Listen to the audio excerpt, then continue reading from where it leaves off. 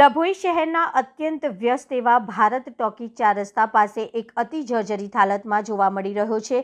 આ થાંભલો નીચેથી સંપૂર્ણપણે સડીને તૂટી ગયો છે અને એક તરફ નમી પડ્યો હોવાથી સ્થાનિકો અને રાહદારીઓમાં ફફડાટ વ્યાપી ગયો છે।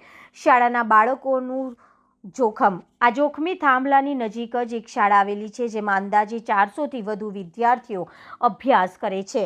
બાળકોની અવરજવરના કારણે કોઈ મોટી દુર્ઘટના સર્જાવાની પૂરેપૂરી શક્યતા છે। ભરચક બજાર આ વિસ્તાર શહેરનો મુખ્ય માર્ગ હોવાથી અહીંયા રોજબરોજ હજારો લોકોની અવરજવર રહે છે। જો આ થાંભલો ધરાશય થાય તો મોટી જાનહાનિ થવાની શક્યતા નકારી શકાય તેમ નથી। થાંભલો આખો વળી ગયો હોવા છતાં એમજીવીસીએલના અધિકારીઓ હજુ સુધી ઘોર નિંદ્રામાં હોય તેમ જણાય છે। સ્થાનિકોનો સવાલ છે, જો કોઈ જાનહાનિ થશે તો તેનું જવાબદાર કોણ? શું તંત્ર કોઈના મોતના સમાચાર સાંભળ્યા પછી જ જાગશે? તાકીદની માંગણી। ડભોઈના જાગૃત નાગરિકોની માંગણી છે કે એમજીવીસીએલના અધિકારીઓ તાત્કાલિક સ્થળ પર આવી તપાસ કરે અને આ જોખમી થાંભલાને બદલીને નવો મજબૂત થાંભલો નાખવામાં આવે। તંત્ર વહેલી તકે જાગે અને કોઈ માસૂમનો જીવ જાય તે પહેલાં યોગ્ય કામગીરી કરે તે અત્યંત અનિવાર્ય છે।